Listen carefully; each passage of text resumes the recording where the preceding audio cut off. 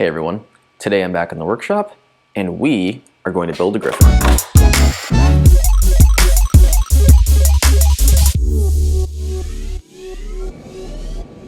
My name is Brandon and I'm very interested in the competitive sport-like aspects of the Nerf hobby. So if you are too, or you're just interested in more 3D printed builds, feel free to subscribe for more content in the future. But for now, let's get into it. Now, the Gryphon itself is actually a very simple, standard strifoid kind of build. It just has a lot of parts. But I know for some people it's very helpful to just kind of see a step-by-step so you can visualize where everything goes and kind of plan ahead. So that's what we're going to do. Alright, so we have all of our parts laid out somewhat unceremoniously. All of these parts are printed in PLA. The pinion gear, Magwell joint, pusher, trigger, and mag release are all printed about 90% infill, which is honestly overkill, and everything else is about 20%. You will obviously need flywheels, motors, a single 21 amp switch, this is a clone. You will also need at least one female XT60 or Dean's connector to connect the battery of your choice. I will also be using an extra female and male to take advantage of this slot right here that allows an XT60 to just kind of nest in there and connect. That way I can swap the cage very quickly if I need to, or if I just don't want to build 18 Gryphons. For this build, I will be using Worker smooth wheels and 3S Valkyries. I will also be using silicone dampeners and a motor span board from Out of Darts. These are not required in any way, I just like to use them in my builds. I will also be using 16 gauge wire. Additionally, you need at least 2 compression springs, one for the mag release and one for the trigger. I will be adding an extra compression spring to my trigger just because I really want to make sure that it pulls back. This compression spring is a little weak when I've tested in the past. You will also need a 2mm pin for the pinion gear. This is actually a finishing nail that I've cut the ends off of. And then the screws. We will be using entirely M3 screws. I bought this pack off of Amazon that has them in various lengths. I will be calling out the lengths as I use them, however it's pretty self-explanatory for the most part. The longest of these is 16mm. However, I will also be using one 25mm M3 screw that goes through the bottom of the motor cover up into the cage. So I will be starting with the cage and then moving on to the Magwell and grip and then finally the stock. That way I can sort of run the wire through it as I go. There are dedicated wire channels in these pieces and it's easy enough to run through them, but you can't really put the mechanical pieces in without the wires already being there. You're going to get in the way. Also note that this is a full-length Gryphon using one of the alternate battery stocks. However, the process is the same for all of them. So I'm going to take my cage and just do a quick dry fit. Make sure everything is slotting in okay. That looks good.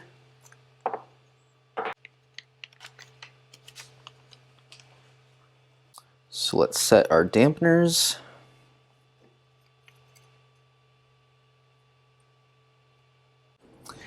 And we will just screw in our motor screws, not too tightly. Make sure everything aligns.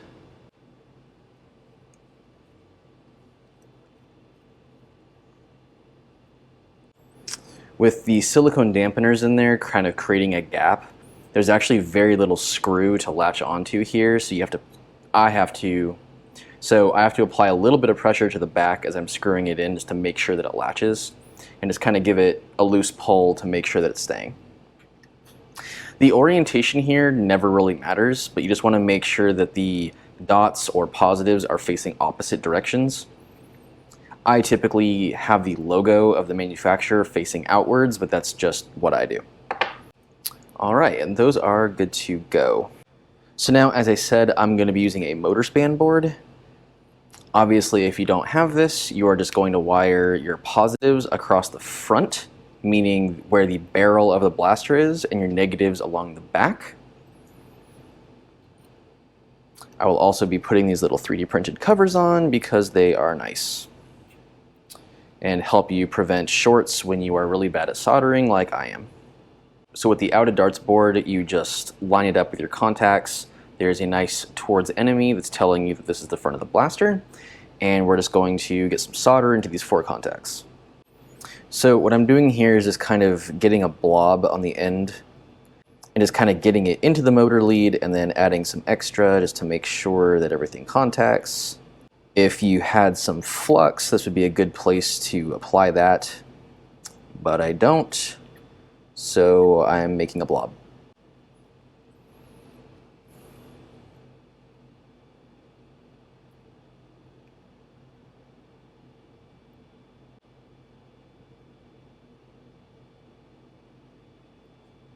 Alright, that looks relatively adequate. Give it a little wiggle, just make sure it's not loose.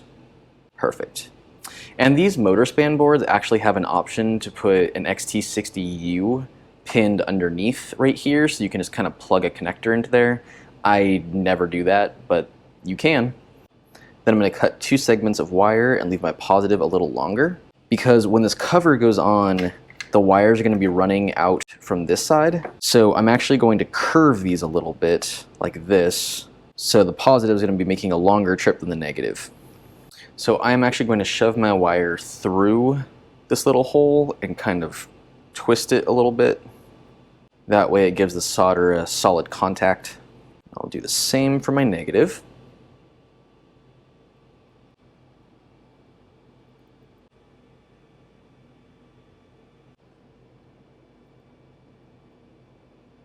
All right, just make sure that those are solid. They feel like they are. And now I'm going to kind of pre-solder these leads. So I'm going to push my soldering iron under the wire and press the solder on the top and just kind of let it melt through the wire.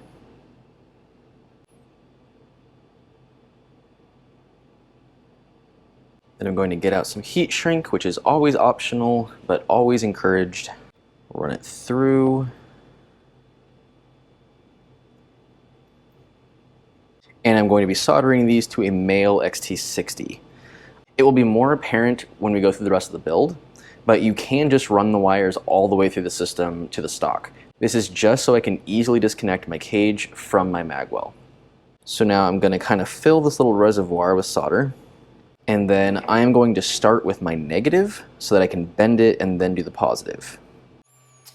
All right, so I'm just going to heat that up, kind of coax it to connect, and then fail and have it fall out.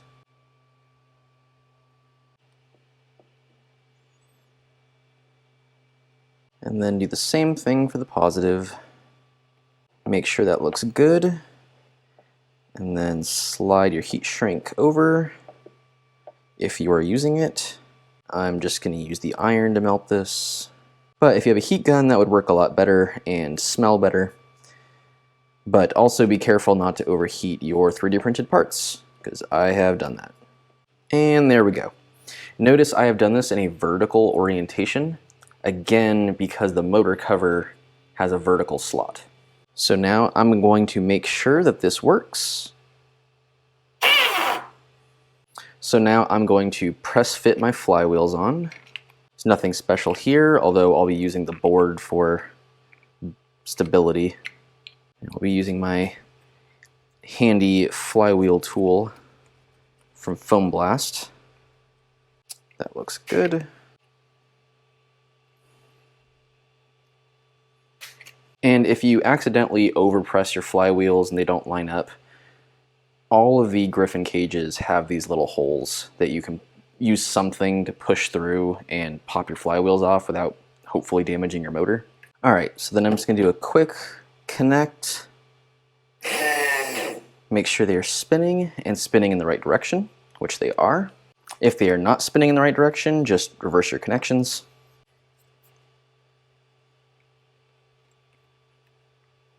And then I'm just gonna go ahead and close the motor cover onto the connector. And I'm going to take that 25mm M3, put it right in there.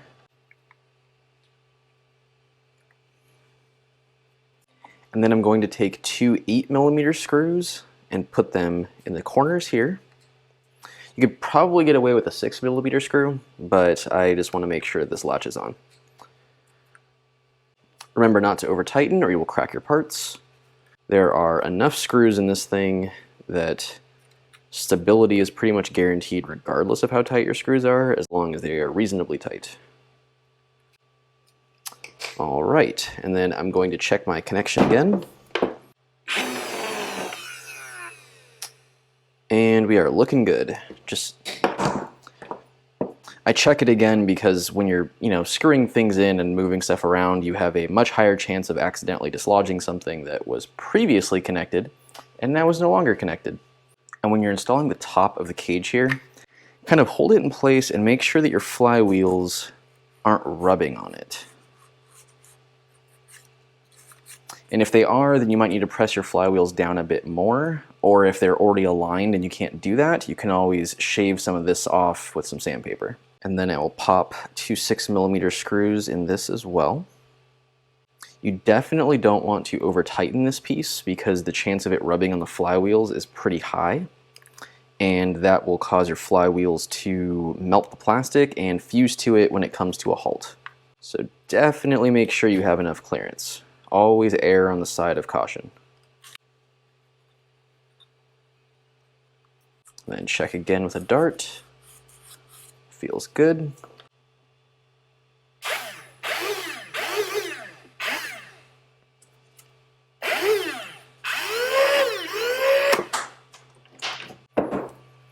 Alright, tested it again, and it is fine. Then I'm going to put a flash hider on the front. So I'm just going to use some 6mm screws for this.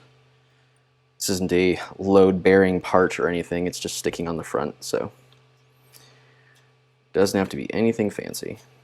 I also want to point out that this assembly process for the cage is the same if you're doing a dual stage. It's just, an extra set of motors, but the process is identical. Alright, so now we're going to thread the connector through there, or your wires if you're not using an XT60. And I'm going to be taking some 10mm screws and bolting them into the cage and the top of the cage. And once you get one in there, it's a lot easier to line up the rest.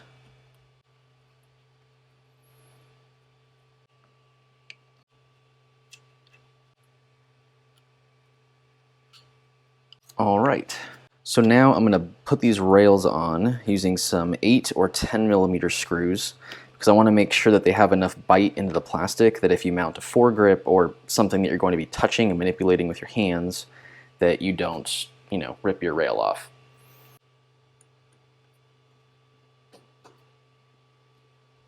All right, now we're going to put the top rail on. If you're not sure which rail goes in the front or the back, the holes are not the same between the two, so it's pretty easy to just line them up and tell what goes where. And these are 8mm. If you have a really heavy scope, or if you're attaching a sling mount, you might want to go with a 10 or 12mm to have more bite into the plastic. But for most cases, I think 8mm or honestly even a 6 would be fine. And even if you aren't planning on using a sight, I'd still recommend attaching the top Picatinny rail because it's one more connector between the cage and the Magwell just to keep things stable. And we are not going to attach this little side plate yet until we connect everything else. So for now, this is done. And we move on to the grip. So these two holes are actually for the micro switch to slot into. So what I'm going to do is take 2 10mm screws and put them into these two holes. And that will just kind of give a little peg to slide the switch onto.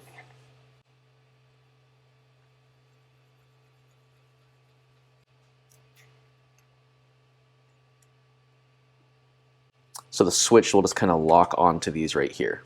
And we may as well put the right side scale on because we're done with this.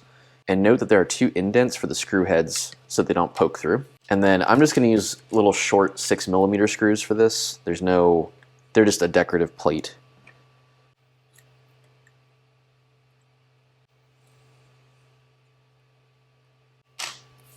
There we go. So now we're going to take the right side plate, which is the one that has this little hole for the wires right here. And if you notice, it actually has a little channel here and here for wires to run down. And we are going to attach that and run the wire through here and down towards the switch. And I'm going to be using 8mm screws for this because you will also be screwing a plate in from this side, and you want to make sure that the screws don't collide with each other. And these are just the bottom 2 holes. We're leaving these 2 alone for right now. Perfect. So this will attach just like this, and we'll have the wire running out through here and to an XT60 connector to there. So if you didn't put a connector here and you just wanted to route the wire, this is where you would run it through. Alright, so now let's wire up the connector. So just melt that into there. Alright, and now we'll go ahead and heat shrink that. Keep everything nice and tight.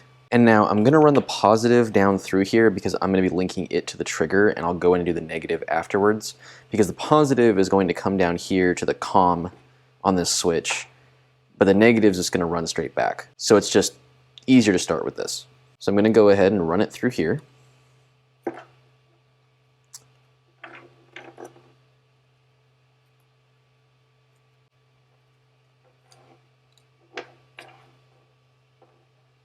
This is a little bit more difficult with 16 gauge wire. 18, you can kind of fit them parallel in here, but I don't have that luxury. So we're going to be wiring to COM and then normally open back out to the battery. Remember that the switch is going to be facing this way, so when you're soldering, don't mix it up. And I'm going to go ahead and saturate the wire. Then I'm going to get a little blob of solder on my iron and put it on the COM. If you have flux, that's where you would apply it. Let's get our helping hands in here. And now let's try to fuse these together. All right. Then I'm going to slip a bit of heat shrink on the switch, just so that nothing accidentally bumps anything else. But that's not necessary at all. Advised. And now we'll run the other positive. I'm going to do it with a little bit of a crick so that it comes up like this.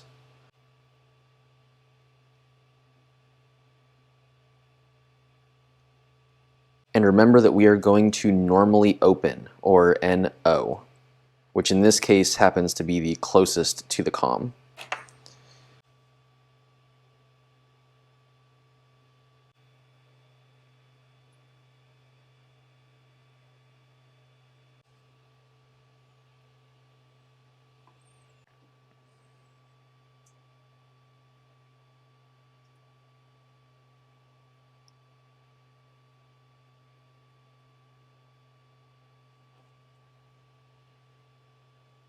And then same thing, just going to heat shrink it. There we go. So I'm just going to take the rev trigger and slide it in there. And then I'm just going to go ahead and pop the switch onto those 2 screws. Make sure that that clicks nice and clean. Perfect. And now we may as well double check that this is going to reach, which it should, but never hurts to double check. And now I'm just going to leave this positive kind of flailing over here because I don't know how long this needs to be until I get the stock in place. So I'm going to move on to wiring up the negative and let it run free as well, and then we'll kind of finish putting this together, move on to the stock, and cut and wire that. All right, same deal as always. Let's get some solder in there.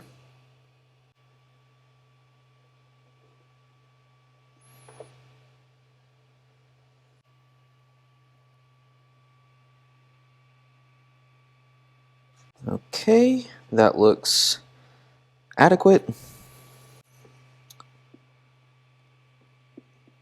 And now we're going to run the negative through the same wire slot.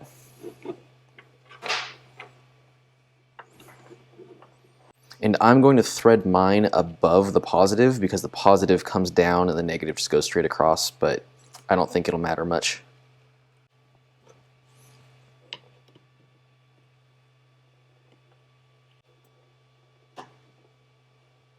All right, and there we go. So now, let's get the trigger in place. And I'm going to apply a little bit of super lube here because my trigger is painted and will stick a little bit more than usual. and I don't want it to do that.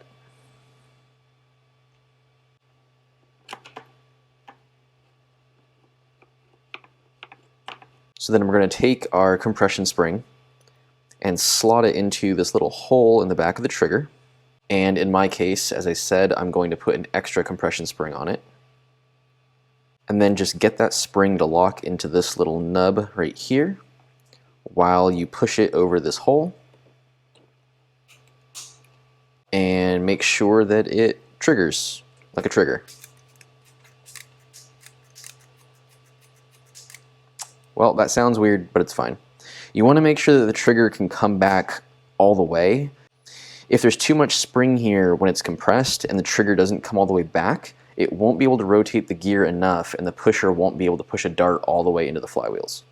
Next, we're going to take the pinion gear, and you want the side with the secondary tiny gear facing up, and it's going to slot right here behind the trigger. And then we're going to take this 2mm pin and push it through the gear into the hole on the other side. And make sure that it rotates, and it does. Excitement. So next we're going to take this little plate, which you'll notice has a tiny hole here that lines up with that pinion gear pin. And we're just going to put it on top. And I'm going to put a 6mm screw here.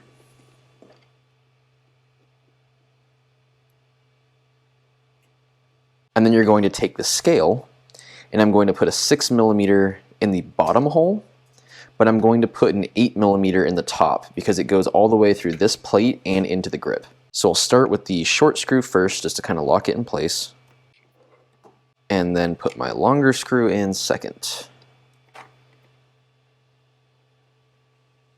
And then make sure that your trigger still pulls and that this gear is rotating just fine. All right, and I'm going to lubricate this a little bit more because it's sticking a little bit. Perfect. So now that we are sticky, let's go ahead and get our other plate on. And note that the left side plate also has a tiny hole for this pin to go through, depending on how long your pin is. So just make sure that you line that up. And you want to make sure that your wires are running underneath this little shelf here. If they're running on top, take the plate off, run them underneath. And 8mm screws. And if you're ever confused about the order of things on the Gryphon, in terms of design language, Flygonial always has these little inset chamfer sort of deals on screws that are on the outmost layer. So like here, there's no indent, so I know that something else goes on top of this and screws into it. But here, this is the topmost screw, and I'm going to be putting a screw through it. Now take the Magwell joint, and it's going to go like this with the long part on top. And we're going to be putting a screw through here into this hole above the two indents on the grip, just like that. And it's going to kind of cover where the wires come in. And this ultimately is sort of the linchpin piece that connects the Magwell and the grip together. It holds everything, and everything screws into it, which is why I print this at a higher infill. And I'm going to put a 10mm screw into this because I want to make sure that it has plenty of stability. And then I'm going to take two 8mm screws and put them into these holes on the side plate to screw the plates into the Magwell joint.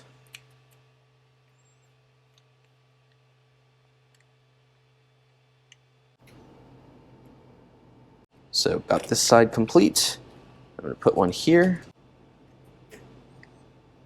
So then I'm going to take my pusher, and the teethed gears are going to face the right side of the blaster where that pinion gear is. I'm going to put a little bit of lube in here because I already know this is going to be a problem for me. And just try to align it so that the teeth are relatively near the front of the gears. After you pull the trigger, it'll kind of self-align itself, but you know, get it as close as you can. And then very loosely put your thumb over the top and just make sure that it's coming back enough and that everything looks fine. And essentially I'm trying to align the front of the pusher with the magwell joint. If you find that your darts aren't quite making it into the flywheels, you can always knock this up a tooth or so. If your darts are shorter or longer, you can adjust it that way.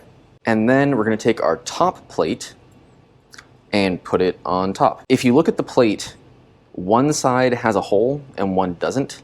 The one with the hole faces the rear of the blaster because that's where the stock locks in.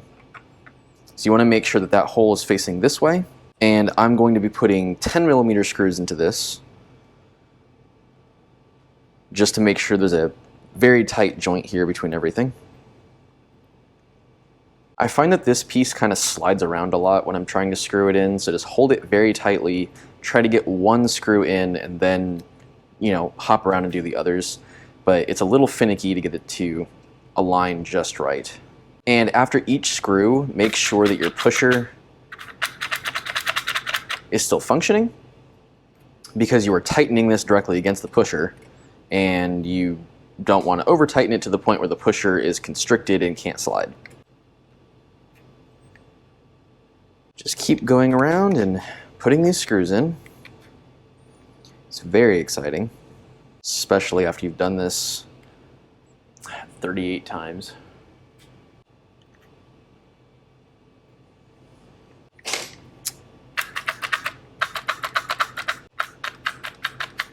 All right, we have a pusher. So now I'm actually going to move on to the stock just so I can get these measured off, cut, and wired so I can turn off the soldering iron and stop worrying about burning down the house. So let's do that. And I am using one of the PVC stocks. This is 3/4 inch PVC. There are multiple stocks in the Gryphon files for both metric and imperial pipes. So I'm going to run these through this large opening and just snake it through.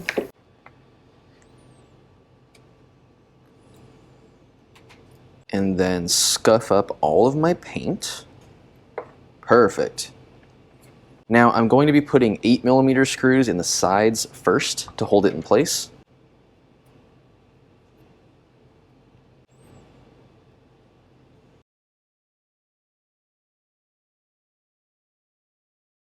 Finish up the last side screw.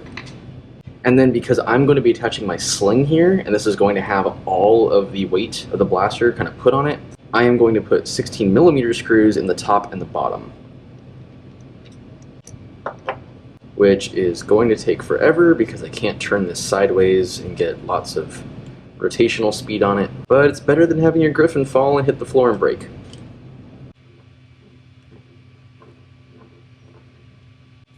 Alright, stock secure. So now I'm going to run them into the butt of the stock, and this just slides right onto the PVC. I'm going to lay it flat on the table, that way I can make sure that this is aligned properly. Because of the paint on my pipe, this is not likely to rotate very easily once the paint kind of fuses together, so I want to make sure it's aligned right the first time. There we go. And now I'm going to cut my wires right about here. Technically, the lead only has to come in around here, but I want to make sure there's enough room that I can easily connect my battery and then shove it in there. Whenever I leave my leads too short and they're inside here, it's always this like difficult finger magical thing to get in there and try to stick them together. It sucks. Don't do it. Alright, and then you know the drill. Let's get some solder into these. Then I'm going to get a little bit of solder into the wells. And then before I forget, I'm going to get my heat shrink on the wires, because now it'll be a closed circuit and I won't be able to get these on there anymore. I'm just going to let them fall way, way back, well away from the heat. And then I'm going to solder these leads.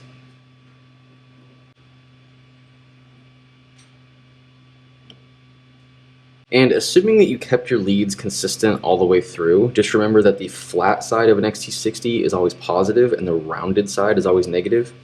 You can always just look at a battery to I messed up and I was wiring a male connector here, but it needs to be a female so that you can plug the battery into it. So, my bad. And I'm fixing it.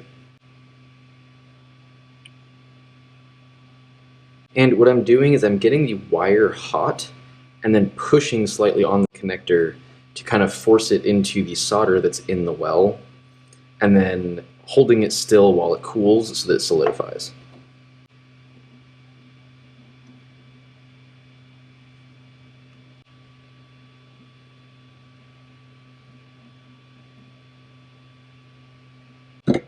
So now I'm going to fish out my heat shrink and slide it back up.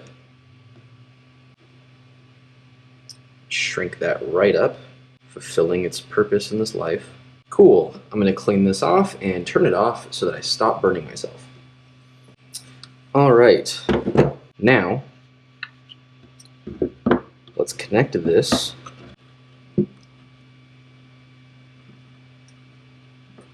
And I'm going to connect my battery and hit the rev.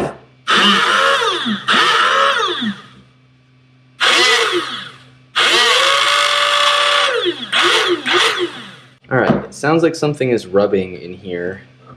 If I put my thumb on the wheel, I'm able to turn it, which means that it's not fusing to the plastic. Something's just a little bit too tight. That's fine. I can always clean it up later.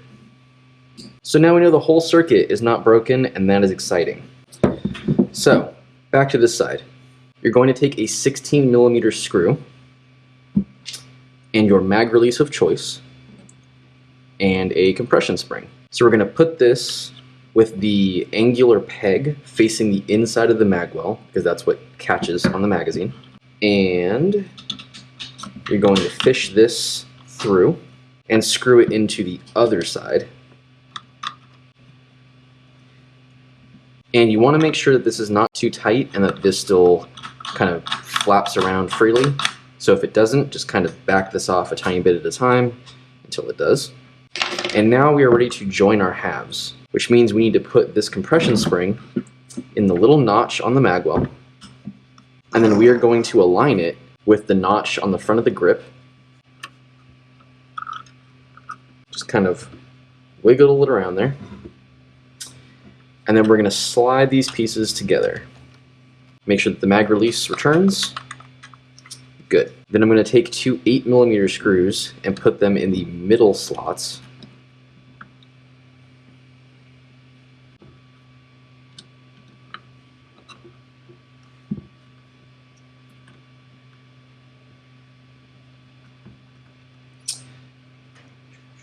And then I'm going to take two 10mm screws and put them in the upper slots, because they are going through the side panel, the Magwell, and then into the joint. So I want to make sure it's long enough that it goes all the way through.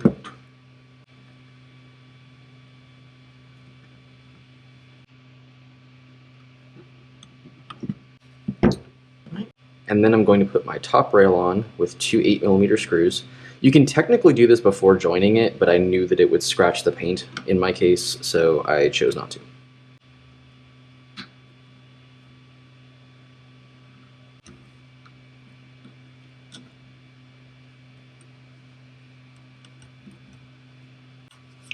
All right.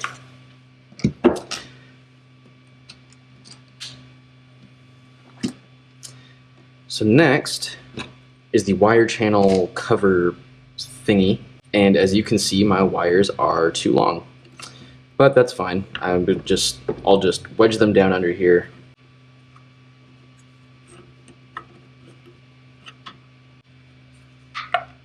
Yeah, that is a tight fit.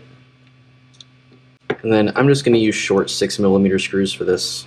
It's just a decorative plate essentially, so no need to get fancy.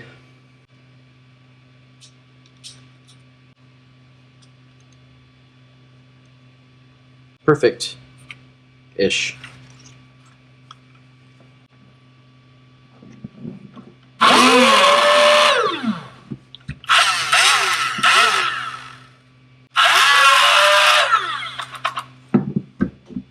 Okay, and we are almost done.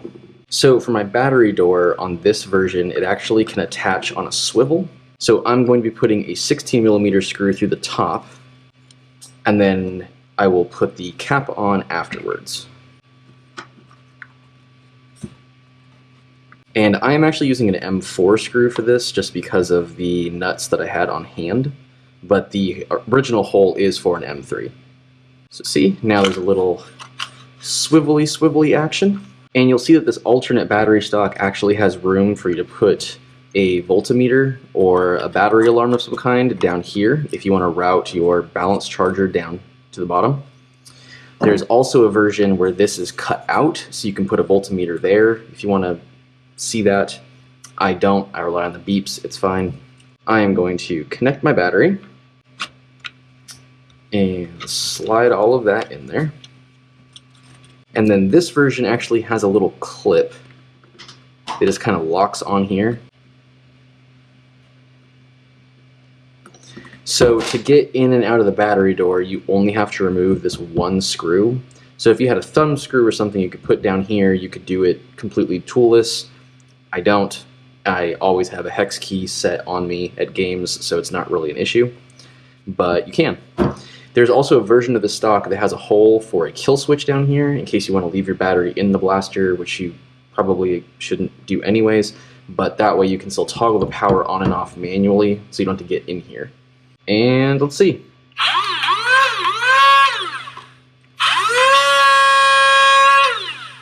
Let's load up a magazine with some mismatched darts that I definitely did not steal from Brett. Make sure that the mag release works. Perfect. And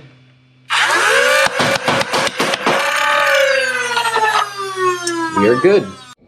Well, that journey was fraught with peril and technical difficulties, but we got through it.